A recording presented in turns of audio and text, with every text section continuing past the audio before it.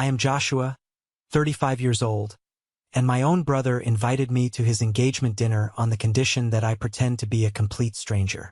Before I tell you about the moment his future father-in-law exposed his lies and ruined his perfect life right in front of everyone, let me know where you are watching from in the comments.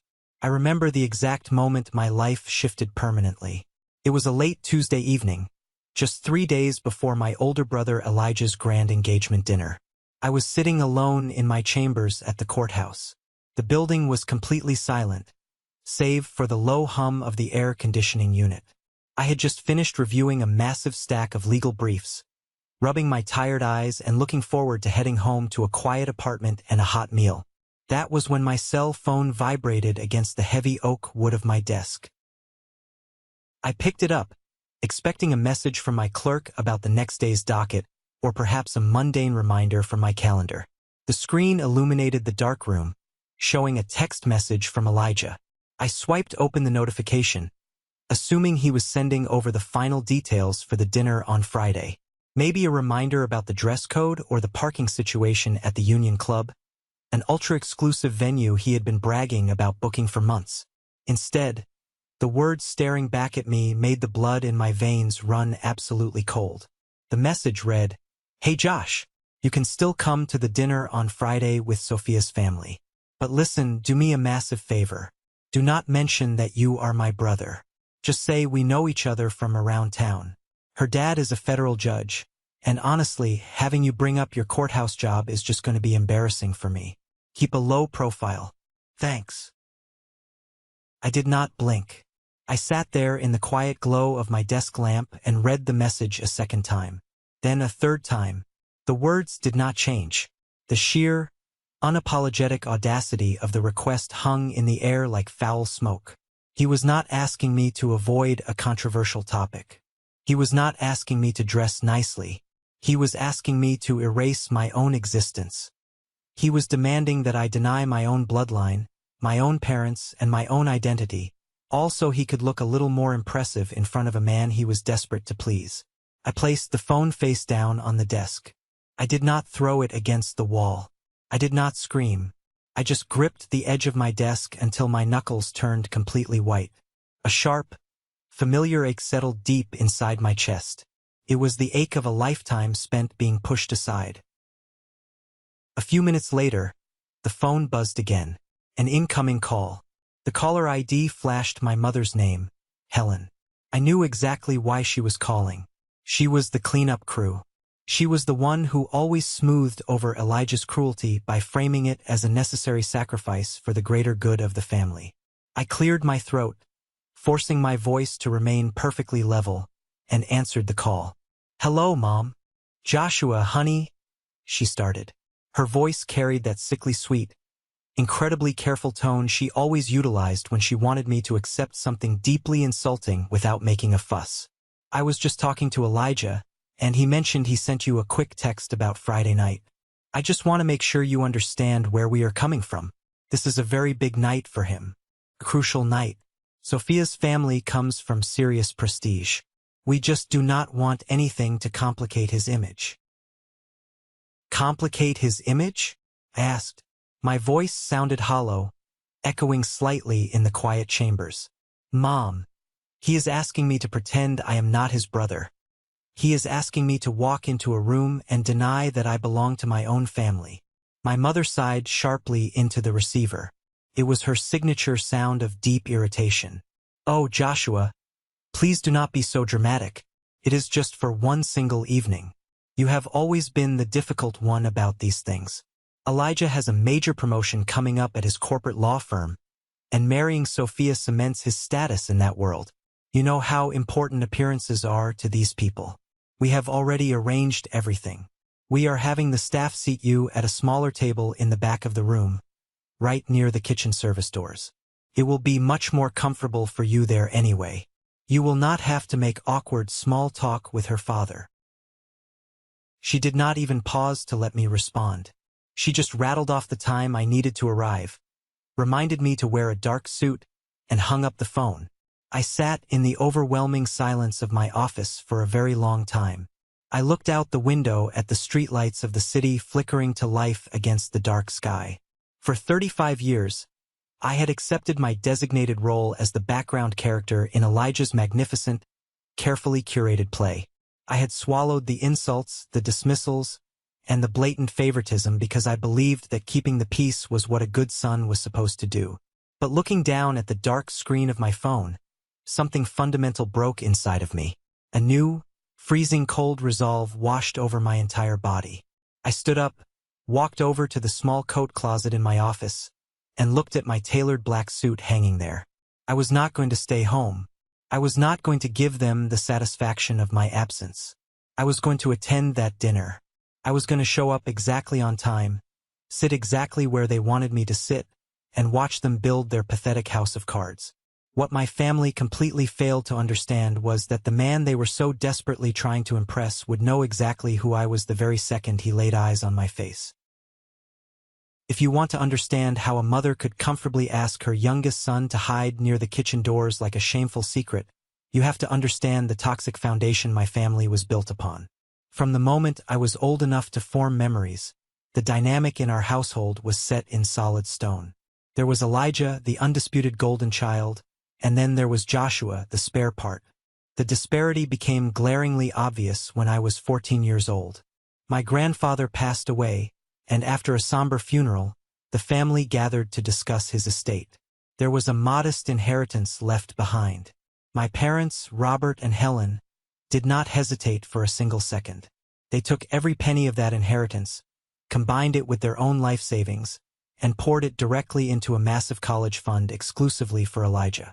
They bought him a brand new, gleaming car the week he turned 18. They paid exorbitant fees for his private tutors, sent him to elite summer debate camps, and eventually covered his incredibly expensive university tuition without a single complaint. They built a golden runway for him, ensuring he would never have to stumble or struggle. When it was my turn to graduate high school, the financial well was completely dry. I remember standing in the kitchen, holding my acceptance letter to a good state university. My father patted me firmly on the shoulder and gave me a tight smile. "Joshua, you are a tough kid. You will figure it out. We just need to make sure Elijah gets on his feet right now. He has big things ahead of him." So I figured it out. I did not get a car. I walked 2 miles through rain and snow to work long shifts at a local diner, coming home smelling like stale grease and strong coffee. I enrolled in a community college because that was the absolute limit of what I could afford on my own. I worked nights, weekends, and holidays while my peers were out partying. I took out crushing student loans to eventually transfer to a 4-year university, and then pushed myself even harder to get through law school. I never asked my parents for a single dime, and they never once offered to help. Elijah, meanwhile, coasted through life on his natural charm and the invisible safety net my parents had meticulously woven for him.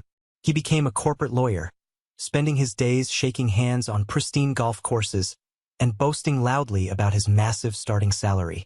He wore custom-tailored suits, slicked his hair back, and drove a leased luxury sports car that he likely could not actually afford without stretching his credit to the absolute limit. I took a vastly different, much harder path. Straight out of law school, I became a public defender. I survived on a miserable, barely livable salary, fighting tooth and nail in messy, heartbreaking, and chaotic cases.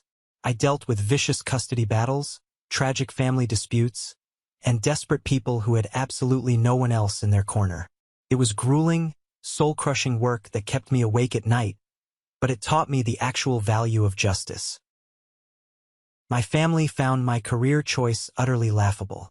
At our awkward Thanksgiving dinners, Elijah would swirl his expensive red wine in his glass, flash a condescending smirk, and say loudly across the table, "So, Josh, still defending the local trash down at the precinct? Let me know when you get tired of the charity work and want a real job. I might be able to get you an interview in our mailroom." My parents would usually chuckle softly, sipping their drinks and looking at me with a mixture of pity and mild embarrassment.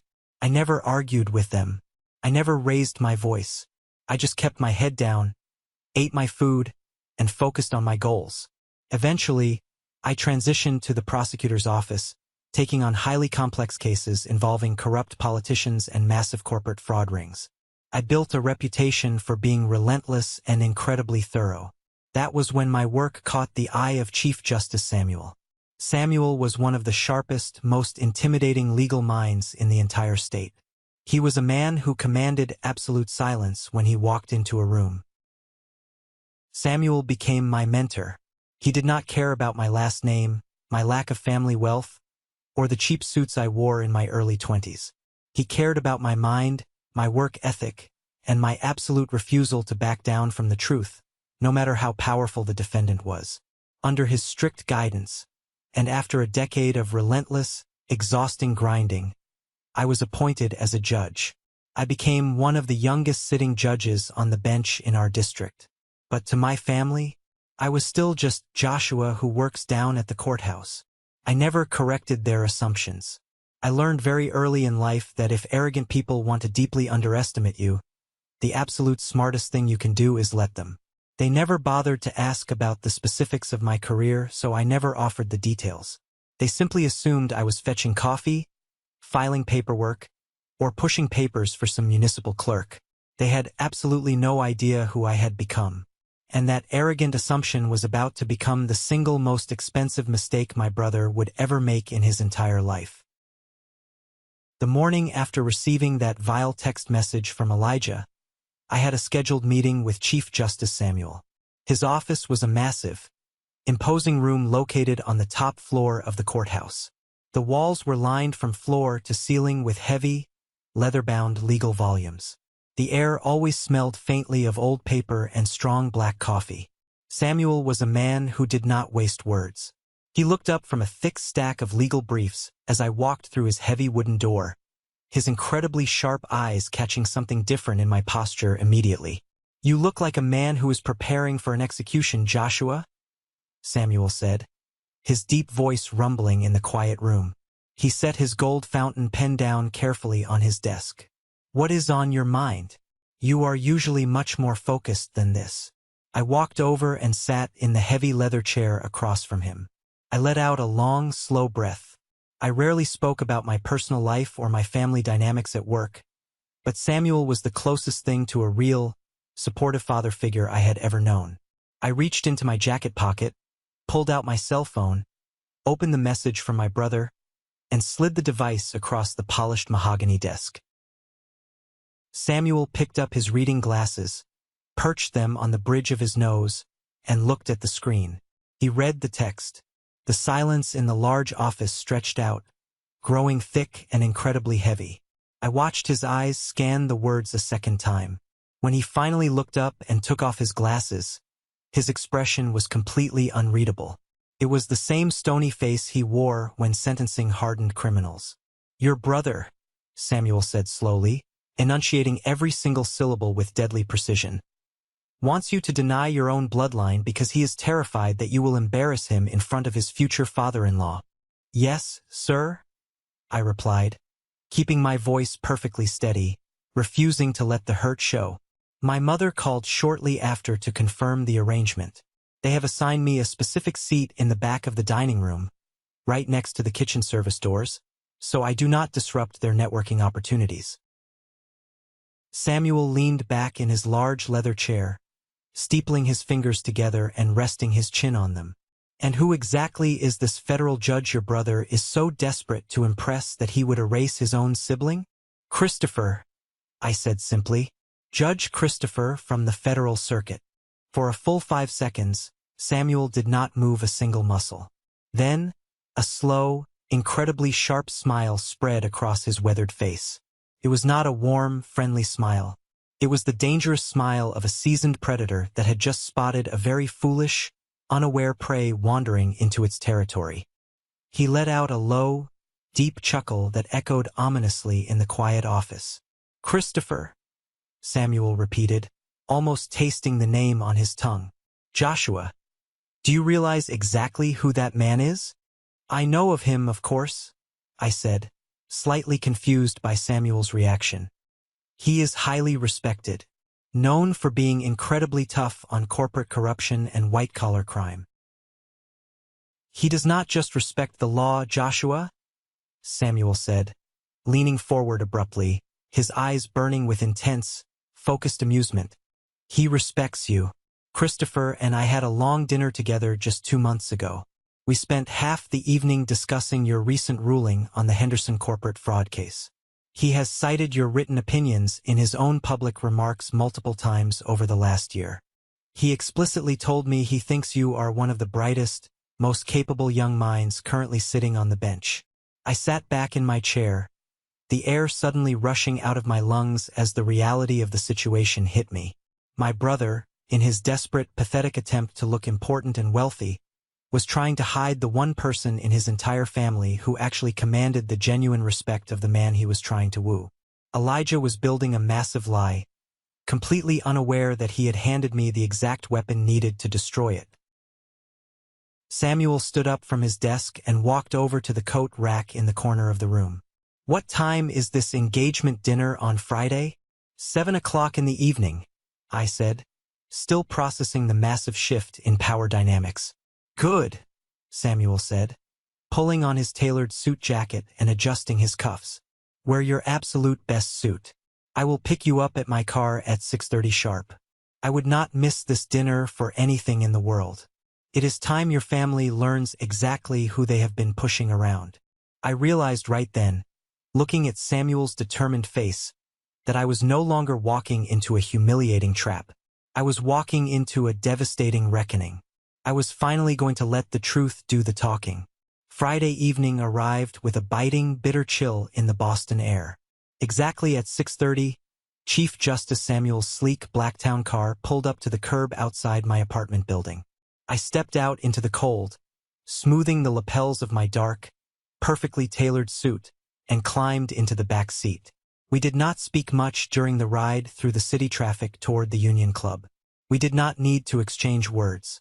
The air inside the car was highly charged, thick and heavy with the tense anticipation of a massive storm about to break over an unsuspecting crowd. The Union Club was exactly the kind of pretentious, old-money establishment that Elijah deeply idolized. It was all dark mahogany paneled walls, massive crystal chandeliers that cost more than a house, oil paintings of stern-faced founders, and the quiet, muffled sound of extreme wealth.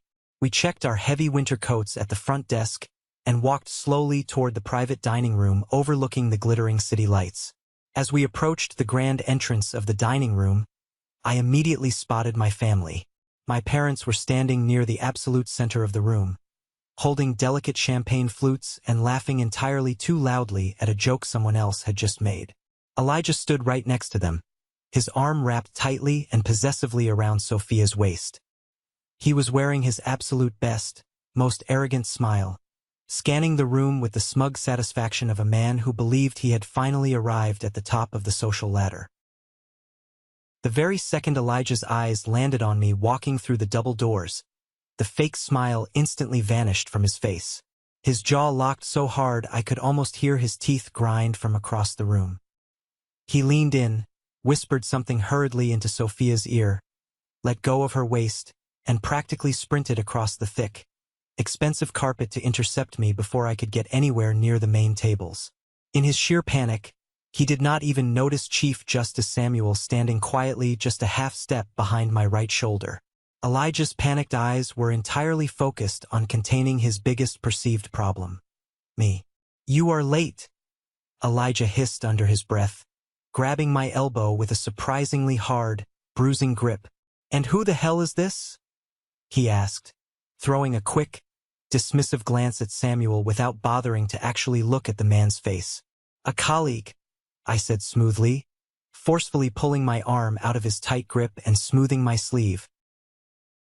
Before Elijah could demand that Samuel leave, Sophia walked up behind him, her elegant evening gown rustling softly against the carpet.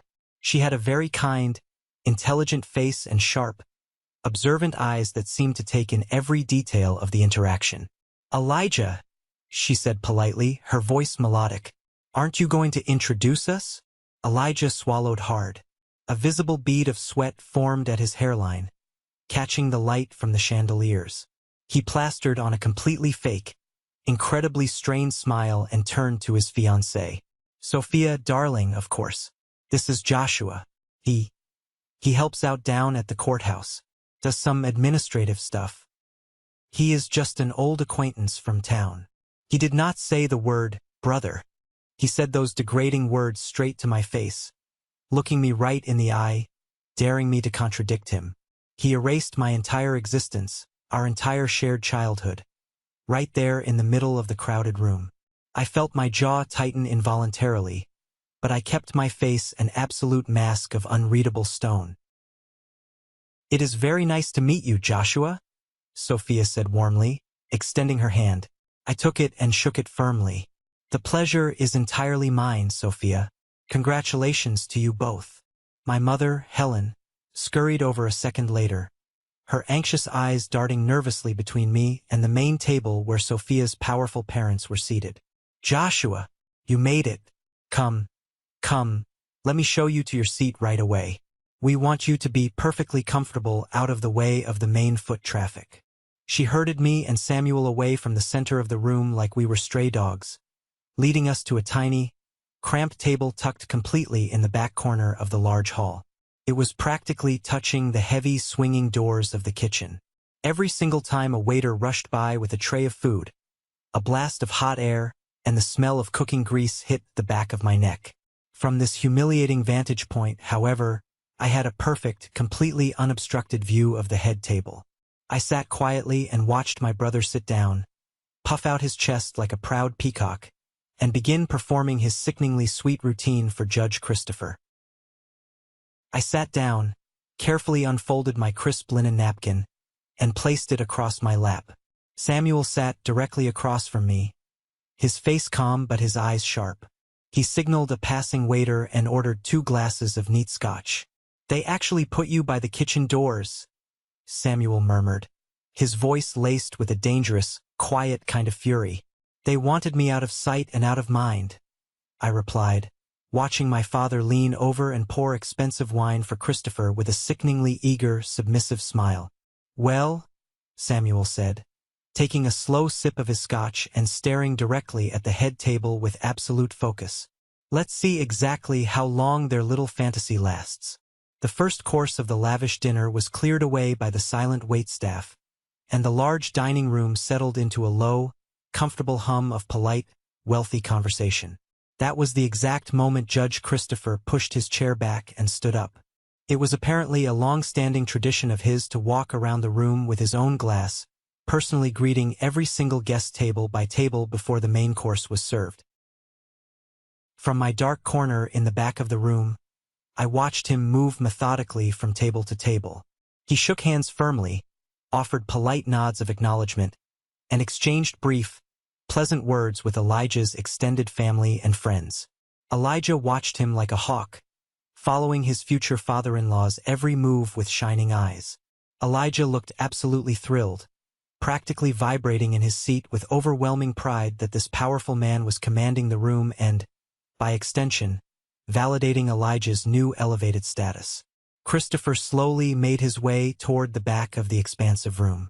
When he finally turned the corner and approached my tiny, drafty table near the kitchen doors, he had a polite, somewhat generic social smile plastered on his face, clearly expecting to greet a distant cousin or a minor coworker.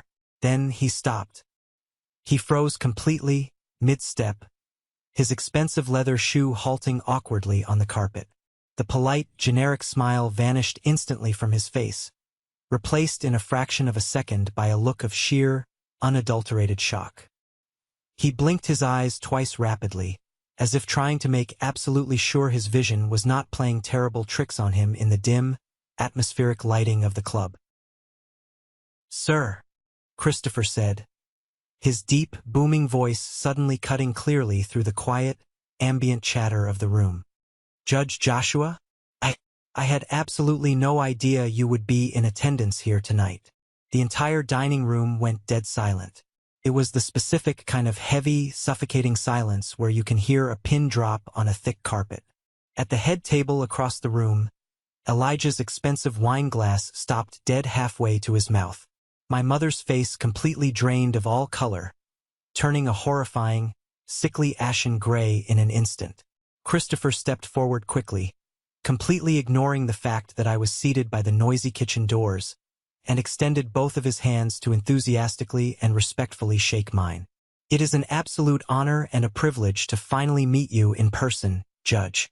Chief Justice Samuel has told me brilliant, incredible things about your work. I have read your recent written opinions on the Henderson corporate liability cases twice over. Your legal reasoning is some of the finest, most airtight work I have seen in a decade on the bench." I stood up slowly, maintaining my composure, and shook his hand firmly. "Thank you very much, Judge Christopher. That means a great deal coming from a man of your immense standing and experience." Suddenly, Elijah appeared right beside us. He had practically sprinted across the room. His face was flushed a deep, panicked, mottled red, and he was breathing quickly, his chest heaving under his expensive suit jacket. Wait, Judge? Christopher, there has been a massive misunderstanding here. This is just Joshua. He just does minor administrative work down at the local courthouse. He is just an acquaintance of mine. There must be some confusion." Christopher turned his head slowly to look at my brother, his thick, graying eyebrows furrowing in deep, genuine confusion.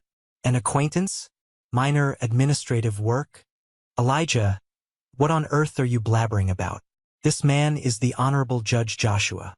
He is one of the youngest, sharpest, and most highly respected judges currently sitting in our entire state district."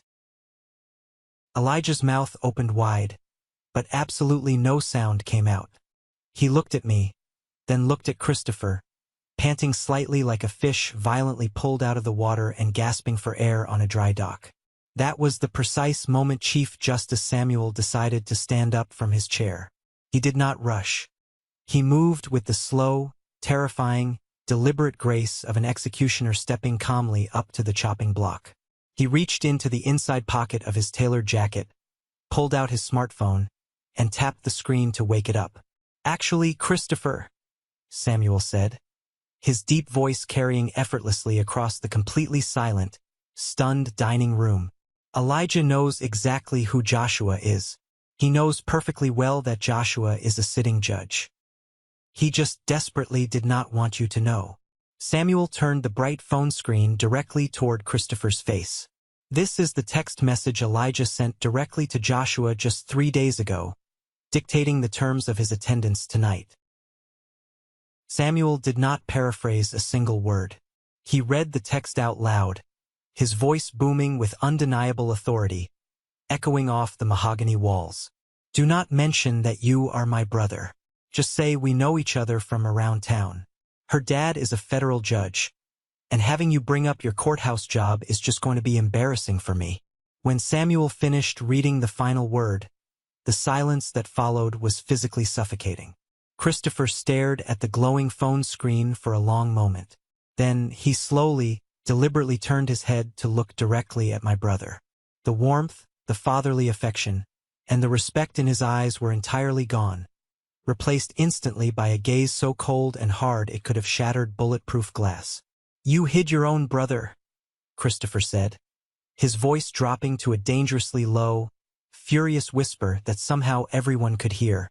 "You put a highly respected sitting judge by the kitchen doors and forced him to deny his own bloodline because you arrogantly thought he was not good enough to sit with my family? This is a moment that changed everything, when I finally regained control of my life. Thank you for your patience in getting this far. You are amazing. Please help me like the video and leave a comment with the number 1 below so I know you've been with me this far.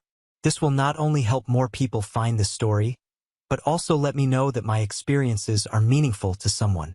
Your support is the biggest motivation for me to continue sharing the rest of this journey." No one in the room dared to move a single inch. My father sat frozen at the main table, his hands visibly trembling over his expensive, untouched plate of food.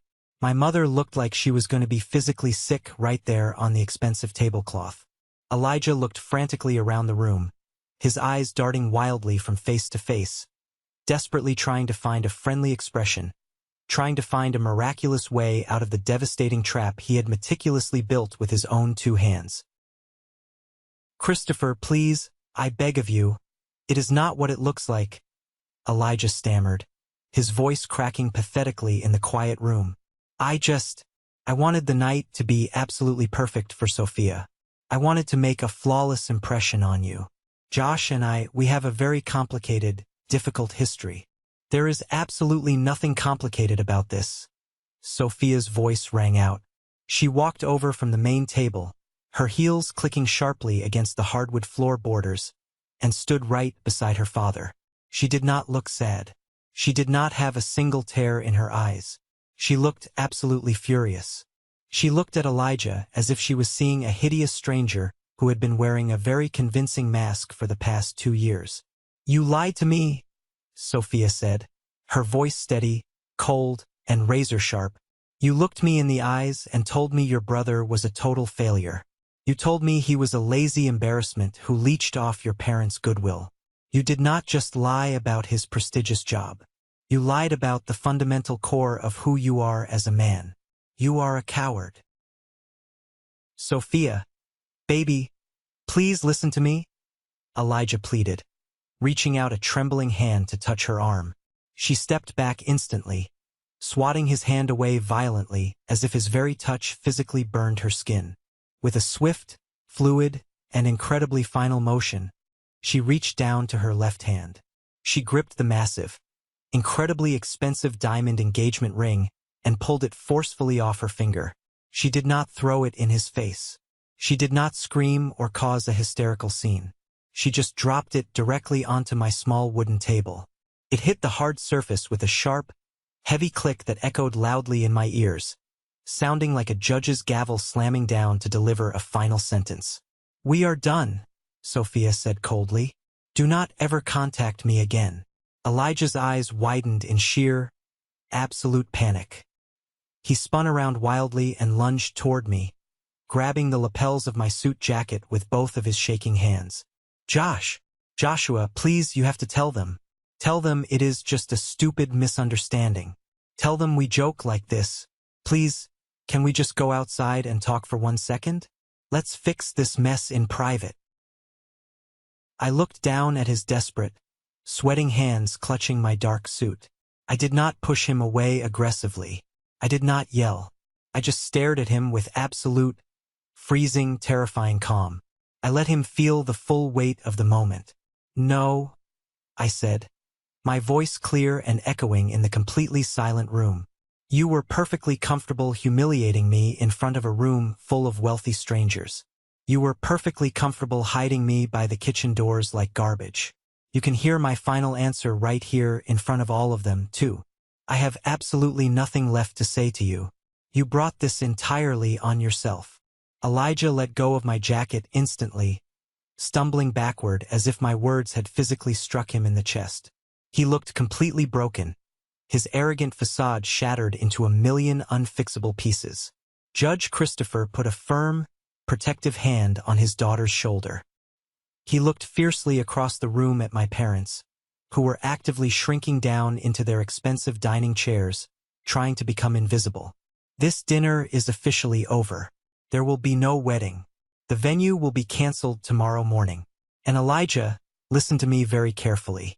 If I ever see you near my daughter, or anywhere near my family ever again, I promise you, you will not just lose an engagement ring. You will lose your entire legal career. I will personally see to it. Christopher turned back to me, his expression softening slightly as he offered a stiff, incredibly respectful nod. Judge Joshua, Chief Justice Samuel, I deeply apologize that you were subjected to this vile display of character. Have a good, safe evening. Christopher and Sophia turned on their heels and walked straight out of the dining room, their heads held high, their posture rigid. The rest of their extended family immediately stood up in silent unison, gathered their belongings, and followed them out the door, leaving behind a pathetic trail of half-empty wine glasses and completely untouched gourmet food. Elijah collapsed heavily into a nearby chair, burying his flushed, sweaty face in his shaking hands. A low, pathetic sob escaped his throat. My mother started crying quietly, dabbing her eyes with a linen napkin, finally realizing that her golden child's world had just violently collapsed. My father just sat there, staring blankly at the wall, speechless. I did not stay a moment longer to watch them mourn the sudden, violent death of their delusions. I calmly picked up my coat from the back of the chair. Samuel stood beside me, quietly buttoning his suit jacket. We walked together out of the Union Club, leaving my ruined family sitting in the deafening silence of their own making. Stepping out onto the pavement, the cold, crisp Boston night air hit my face. I took a deep breath. For the first time in 35 years, my lungs felt completely clear. The heavy, suffocating weight of seeking their toxic approval was finally gone, left behind forever in that dining room, sitting right next to a discarded diamond ring. The morning after the disastrous dinner at the Union Club, I woke up in my own bed just before sunrise. For the first few seconds, my mind was entirely blank, caught in that peaceful, quiet space between sleep and waking. Then, the memories of the previous night came rushing back in a tidal wave. The heavy mahogany doors, the tiny table by the kitchen, the absolute shock on Judge Christopher's face, the terrifyingly cold tone of Chief Justice Samuel's voice as he read that text message aloud. And finally, the sharp, defining click of Sophia's diamond engagement ring hitting the wooden table. I sat up slowly and swung my legs over the edge of the bed. I braced myself for the familiar wave of anxiety, the heavy guilt that usually accompanied any conflict with my family. For 35 years, my nervous system had been wired to absorb their anger, to internalize their disappointment, and to figure out how I could make myself smaller to fix whatever mess my brother had created.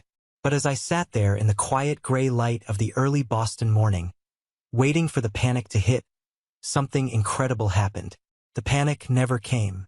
Instead, I felt an overwhelming, profound sense of lightness. It felt as though a massive, suffocating physical weight had been surgically removed from my chest while I slept. I stood up, walked into the kitchen, and started brewing a pot of strong black coffee. The smell of the roasted beans filled the small apartment, grounding me in reality. I finally walked over to the kitchen counter and picked up my cell phone. The screen was absolutely flooded with notifications. There were 47 missed calls. 14 from my mother, Helen. 10 from my father, Robert. And 23 from Elijah. Below the missed calls was a string of frantic, increasingly unhinged text messages and voicemails. I poured my coffee, sat down at the kitchen island, and deliberately pressed play on the first voicemail. It was from my mother. "Joshua."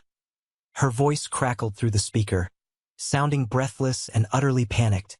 "Joshua, pick up the phone right now. I cannot believe what you just did.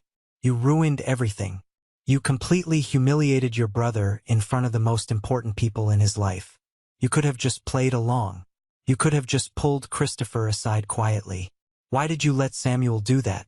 Elijah is in absolute pieces. Sophia will not answer his calls. You need to call her father right now. You need to use your position to fix this. Call us immediately." I deleted the voicemail without listening to the rest. I played the next one. It was my father. His voice was lower, rougher, carrying the heavy tone of a disappointed patriarch trying to wrangle a disobedient child. "Josh, this has gone way too far. Your mother is inconsolable. Elijah is having a complete breakdown in the living room. Family is family, Josh. You do not do this to your own blood. We gave you life. We raised you. You owe it to us to clean up this mess. Get down here right now so we can strategize how to win Sophia back." I deleted that one, too. Then, there was a message from Elijah. Started with heavy, ragged breathing. Josh, you vindictive, jealous loser. You planned this, didn't you? You brought Samuel on purpose to destroy my life because you have always been insanely jealous of me. You think you are so high and mighty in your cheap courthouse suit? You are nothing. You are going to call Christopher and tell him you exaggerated the whole thing. You are going to fix this, or I swear to God. The message cut off abruptly. I looked at the dark screen of my phone. There was no anger left in me. There was no sadness. There was just absolute, crystal-clear clarity. They were not sorry for the horrific way they had treated me. They were not experiencing a moment of profound self-reflection. They were only panicking because the protective bubble of lies they had built around their golden child had violently burst, and they expected the person they had thrown to the wolves to come back and stitch it together for them. I went into my phone settings. I selected my mother's contact, my father's contact, and Elijah's contact. With 3 simple taps of my finger, I blocked their phone numbers. I blocked their email addresses. I blocked them on every single platform available. Just like that, the chaotic noise they had brought into my life for 3.5 decades was silenced. Monday morning arrived, and I walked into the courthouse with a newfound spring in my step. The marble floors of the lobby seemed to shine a little brighter. The security guards nodded respectfully as I passed through the private entrance. I put on my black judicial robe, sat behind the heavy wooden bench in my courtroom, and focused entirely on the law. I listened to arguments, I read through complex case files, and I delivered rulings with a sharp, unclouded mind. I was exactly where I belonged, built by my own hands, standing on my own 2 feet. But while my life moved forward with steady, peaceful momentum, Elijah's carefully constructed world was violently imploding. The legal community in Boston is not as large as it seems from the outside. It is a tight-knit circle of judges, senior partners, and prosecutors who all attend the same charity galas, sit on the same advisory boards, and eat at the same exclusive steakhouses. Gossip in these circles travels faster than a wildfire, especially when it involves a spectacular public humiliation at a place like the Union Club. I heard the full story of Elijah's downfall about 2 weeks later. I was having a quick lunch at a deli near the courthouse with a young corporate lawyer named David. David occasionally worked with our office on complex financial regulations, but his primary job was as a junior associate at the exact same prestigious corporate law firm where my brother worked. David sat across from me, nervously tearing a paper napkin into tiny strips. He looked around the crowded deli before leaning in closely over his pastrami sandwich. "Judge," David started, his voice a low, conspiratorial whisper. "I do not know if you have heard the news, but I thought you should know. Things at the firm have been absolutely explosive regarding your brother." I took a slow sip of my iced tea and looked at him calmly. "I do not speak to Elijah, David. What happened?" David's eyes widened slightly at my calm demeanor, but he eagerly leaned in further to spill the details. "It happened last Thursday. You know, Elijah was up for a massive promotion, right? He was practically bragging in the break room that he was about to make junior partner. He was already talking about the massive salary bump and the corner office. He thought marrying Judge Christopher's daughter was the final key to locking the partners down." I nodded slowly, letting him continue. "Well, last Thursday morning, the 3 senior founding partners called Elijah into the main glass conference room. Everyone on the floor saw it happen. According to the executive assistant who was taking notes, the partners did not even ask him to sit down. The managing partner, Mr. Sterling, who, by the way, plays golf with Judge Christopher every single Sunday, looked Elijah dead in the eye and demanded an explanation for the rumors circulating about a certain dinner at the Union Club. I set my glass down, the ice clinking softly. The wheels of consequence were turning much faster than I had anticipated. "Elijah completely panicked," David continued, his voice hushed but practically buzzing with the drama of it all. "He tried to laugh it off. He tried to tell the partners it was just a silly family dispute blown out of proportion. But Sterling cut him off. Sterling told him that Judge Christopher had personally called the firm. Christopher did not demand that Elijah be fired, but he made it incredibly clear that he found Elijah's character to be fundamentally untrustworthy, deceptive, and completely lacking in moral integrity." David took a deep breath. Sterling looked at Elijah and said the most brutal thing I have ever heard in a corporate setting. He said, "Elijah, if you are comfortable lying about the existence of your own blood brother to a federal judge just to climb the social ladder, how on earth can we trust you not to lie to our billion-dollar clients? How can we trust you to uphold the ethical standards of this firm when you have no personal ethics to speak of?" "And then?" I asked, my voice remaining perfectly even, though a profound sense of justice was blooming in my chest. And then they fired him on the spot, David said, leaning back in his chair. They did not give him a severance package. They did not give him a month to find a new job. They told him his presence was a liability to their reputation. Security escorted him to his desk. I watched him pack his expensive desk toys, his framed diplomas, and his perfectly polished nameplate into a cheap cardboard box. He was sweating profusely. He would not look a single person in the eye as the security guards marched him to the elevator and sent him down to the lobby. He is completely blacklisted, Judge. No reputable corporate firm in the city is going to touch him after a character assassination like that from the senior partners. I thanked David for the lunch, paid the bill, and walked back to the courthouse. I did not feel a sense of vicious triumph, nor did I feel pity. I simply felt the heavy, undeniable truth of cause and effect. Elijah had spent his entire life valuing shallow appearances over genuine substance, and the moment the spotlight of truth hit him, the illusion evaporated, leaving absolutely nothing behind. But the collapse of his career was only the first domino to fall. Without the massive corporate salary, without the impending wedding to a wealthy heiress, the lavish lifestyle Elijah had built entirely on a foundation of credit and arrogance began to rapidly, violently unravel. Elijah lived in a stunning, ultramodern penthouse apartment in one of the most expensive high-rises in the downtown district. The rent alone was staggering, a price he had justified by claiming it was necessary for entertaining powerful clients and his future in-laws. He drove a pristine, slate-gray Porsche 911, a vehicle he leased at a premium just to make sure the valet boys at the country clubs noticed him when he pulled up. He had convinced himself that he belonged to a class of people that he could not actually afford to be part of. And when the income vanished overnight, the creditors came calling with ruthless efficiency. A month after the dinner, the first major crack in his physical facade shattered. I did not hear about this from David. I happened to be walking back from a late dinner with Chief Justice Samuel near the financial district when we turned a corner and encountered a scene that felt almost perfectly scripted by a harsh universe. Parked illegally in front of a high-end coffee shop was a heavy-duty municipal tow truck. The flashing yellow lights cast long, spinning shadows against the brick buildings. The tow operator, a burly man in a neon vest, was efficiently securing heavy metal chains to the front axle of a very familiar, slate-gray Porsche 911. Standing on the sidewalk, illuminated by the harsh streetlights, was my brother. Elijah looked completely unrecognizable from the arrogant, polished man who had grabbed my arm at the Union Club. He was wearing wrinkled sweatpants and a stained hooded sweatshirt. His hair, usually slicked back to perfection, was a messy, unwashed bird's nest. He was frantically waving a piece of paper at the tow truck driver, his voice a desperate, pleading whine that echoed down the quiet street.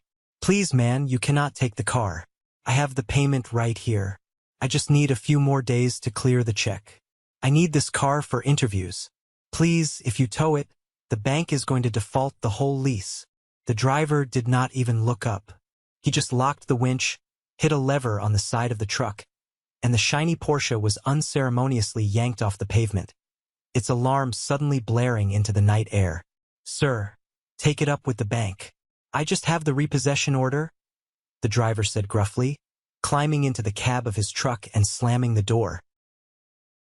Elijah stood on the curb, his hands pulling desperately at his own hair as he watched the symbol of his fake wealth being dragged down the street, the red taillights fading into the Boston traffic. Samuel and I stood quietly in the shadows of the building across the street. We did not cross over. We did not say a word to him. We just watched the absolute destruction of a man who had chosen vanity over his own family. "A hard lesson," Samuel murmured quietly, adjusting his coat collar against the wind. "The only kind he was ever going to understand," I replied, turning away from the scene and walking toward the subway station. As Elijah's life spiraled out of control, my parents grew increasingly frantic. Since I had blocked their phone numbers, they resorted to the only avenue left, the postal service. They began sending long, handwritten letters to my office at the courthouse. My clerk, knowing the situation, asked if I wanted them thrown directly into the shredder. For a few weeks I said yes. But eventually, one letter arrived in a thick, red envelope that caught my attention. It was entirely in my mother's cramped, anxious handwriting. I sat at my desk, broke the wax seal, and unfolded the heavy paper. It was a masterclass in emotional manipulation, a desperate attempt to rewrite history to suit her narrative. The letter spanned 4 full pages. She began by lamenting the utter devastation of the family unit. She wrote, in dramatic, underlined sentences, about how Elijah had lost his apartment and was currently sleeping on the sofa in their living room. Then came the guilt trip, weaponizing the past. "Joshua," she wrote, "you must understand the sacrifices we made. When your grandfather passed, we used his entire inheritance to build Elijah's college fund because we knew he had the potential to be a star. We gave him every advantage so he could lift this family up. And you tore it all down in one single, incredibly selfish evening. You let your pride destroy your brother's future. You must contact Judge Christopher immediately. You must tell him you forgive Elijah. You have the power to stop this bleeding. A good son does not abandon his family when they are down." I read the words, and a cold, grim smile touched my lips. She truly believed that my grandfather's inheritance, the money that should have been split between us, was rightfully given entirely to Elijah to make him a star. She truly believed that I was the villain for simply existing in the same room as the truth. I took a black pen, wrote the words "Return to sender, address unknown," across the front of the red envelope, and handed it back to my clerk. That was the absolute final communication I ever had with my mother. I realized that trying to explain reality to people who are entirely committed to their delusions is like trying to pour water into a glass that is already full of poison. The only thing you will accomplish is spilling the water. A few days later, a very different kind of letter arrived at my chambers. It was a small, elegant, cream-colored envelope. The handwriting on the front was sweeping, precise, and beautiful. There was no return address, but I recognized the thick, expensive stationery immediately. I opened it carefully with a letter opener. Inside was a single card. The message was concise, but it carried an immense, profound weight. "Dear Judge Joshua, I am writing this not to apologize for the events that transpired, as neither of us are to blame for the actions of a coward, but to express my deepest, most genuine gratitude to you. For the past 2 years, I was completely blinded by a carefully constructed illusion. I was deeply in love with a man who simply did not exist. Seeing the absolute ease and the casual cruelty with which he attempted to erase your existence from the room opened my eyes permanently. If a man is willing to hide his own flesh and blood to serve his ego, there is no limit to what he would hide from a wife. You stood in that dining room with incredible quiet dignity, and your silence spoke louder than any warning ever could. You saved my life, Joshua. You saved me from a future built on lies. You saved me from waking up 10 years from now next to a stranger, facing a brutal divorce, fighting a vicious custody battle over children with a man who possesses absolutely no moral compass. I am forever grateful that the truth came to light before I tied my life to his sinking ship. I wish you nothing but the absolute best in your brilliant career. You are the kind of man your brother could only ever pretend to be. With the utmost respect, Sophia." I read the letter 3 times. A deep, settling peace washed over my entire being. I carefully placed the cream-colored card inside the top drawer of my desk, keeping it as a quiet reminder that sometimes, the most destructive storms are actually sent to clear the path for something much better. I went back to work. I put my head down, focused on my cases, and let the noise of my biological family fade entirely into the background noise of the city. I did not look back. I did not check up on Elijah. I did not wonder if my parents were doing well. I had finally learned the most difficult lesson of my adult life. You cannot heal in the exact same environment that made you sick.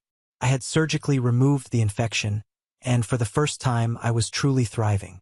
Exactly 1 year and 2 months after that fateful dinner at the Union Club, the alarm clock beside my bed buzzed to life at 5:30 in the morning. I reached over, silenced it, and lay on my back, watching the early morning sunlight filter through the blinds of my bedroom window. Today was not an ordinary day.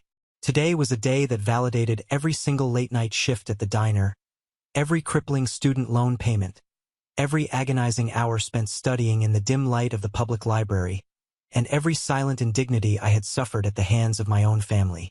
I walked into the bathroom, turned on the bright overhead lights, and looked at myself in the mirror. There were a few more gray hairs at my temples than there had been a year ago, but the face looking back at me was relaxed, confident, and entirely at peace. I shaved carefully, taking my time, the warm water soothing my skin. I walked into my closet and pulled out a brand new suit. It was not a cheap, off-the-rack garment bought on a public defender's salary.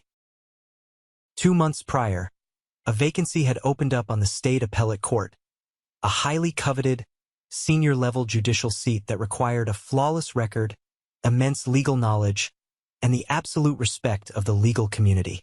My name had not just been quietly submitted. It had been aggressively championed by Chief Justice Samuel and strongly endorsed by Judge Christopher and his massive network of federal colleagues. The confirmation process had been grueling, demanding, and exactly the kind of rigorous intellectual challenge that I thrived on. When the final vote came through, confirming my appointment to the appellate court, I did not celebrate with expensive champagne or loud parties. I had simply gone to Samuel's office, shaken his hand, and thanked him for seeing the potential in a young lawyer when his own family only saw a shadow. I dressed meticulously, draped my dark coat over my arm, and took a taxi to the main ceremonial courthouse downtown. The ceremonial courtroom is one of the most breathtaking spaces in the city. It features massive, vaulted ceilings with intricate plasterwork, towering stained glass windows that cast colorful geometric patterns across the polished mahogany floors, and rows of heavy oak pews designed to hold hundreds of people. When I walked through the heavy double doors, the room was already packed to absolute capacity.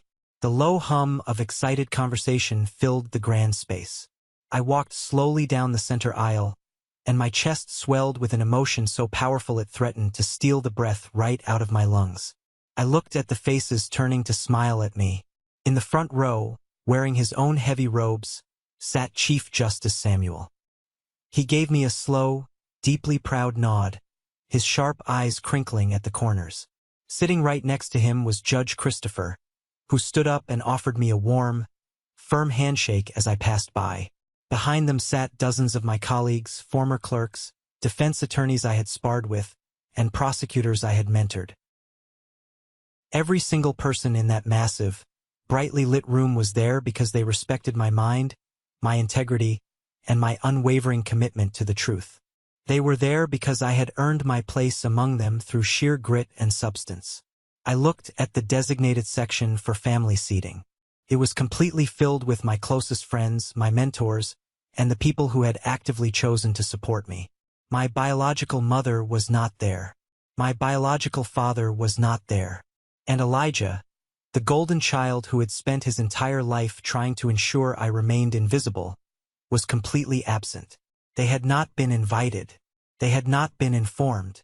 For all I knew, Elijah was still sleeping on their living room sofa, blaming the entire world for the consequences of his own disastrous actions. Some people outside looking in might call my decision to exclude them harsh. Some might say that a swearing-in ceremony is a family event, and that blood should always be forgiven. But standing there in the warmth of that courtroom, I knew the absolute truth. Family is not automatically proven by shared blood. Blood is merely a biological accident. Blood had been used against me as leverage, as a tool for manipulation, as an excuse for silence, and as a weapon of deep shame. True family is proven by absolute respect. It is proven by the people who tell the truth about you in rooms where lying would be much easier and far more profitable. True family is proven by the people who stand proudly beside you in the light, without ever once asking you to shrink yourself down to make them feel comfortable. I walked up the wooden steps to the raised platform. The bailiff called the massive room to order. The entire crowd stood up in perfect, respectful unison. The rustling of fabric echoed against the vaulted ceilings. Chief Justice Samuel stepped forward, holding the heavy leather-bound Bible. I placed my left hand firmly on the worn cover and raised my right hand high into the air. I looked out over the crowd one last time, my eyes locking with Samuel's. I took a deep, steadying breath. I, Joshua. I began, my voice ringing out clear, strong, and unwavering, bouncing off the mahogany walls. Do solemnly swear that I will administer justice without respect to persons, and do equal right to the poor and to the rich. As I spoke the ancient, heavy words of the oath, I thought about that tiny, drafty table by the kitchen doors at the Union Club. I thought about how incredibly hard my brother had worked to make me disappear into the background. And I thought about the profound, undeniable irony of it all. In his desperate, cowardly attempt to erase me from his world, the only person he had successfully, permanently erased from that world was himself. When the oath was finished, the entire courtroom erupted into deafening applause. I put on the heavy black robe of a senior appellate judge, the dark fabric settling onto my shoulders like a perfectly fitted armor. I smiled, a genuine, completely unburdened smile, and stepped forward into the brightest chapter of my life. Before we end this video, I want to take a moment to talk directly to you about what we can all learn from this journey. Family is a word that carries an immense amount of emotional weight in our society, but it should never, ever be used as a heavy chain to hold you down, or as a weapon to diminish your inherent worth. We are so often conditioned to believe that we must endure toxic behavior, manipulation, and disrespect simply because someone happens to share our bloodline. But the honest truth is, mutual respect is the absolute foundation of any real, healthy relationship. If someone demands that you shrink yourself, hide your accomplishments, or deny your reality just so they can feel bigger, they do not truly love you. They are only using you as a prop in their own play. Setting strict, immovable boundaries is not an act of cruelty. It is a profound act of deep self-respect.